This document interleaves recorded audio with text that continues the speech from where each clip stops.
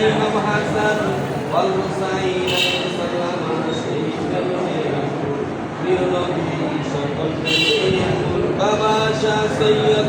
আহমদ সুলতান শাবির কমলা বাবা জবলা কাবা রাদিয়াল্লাহু তাআলা সেই প্রেমে মুরাদে গোলামদে ভুলের কবুল করেন মোদের কবুল ইয়া নবী সালাম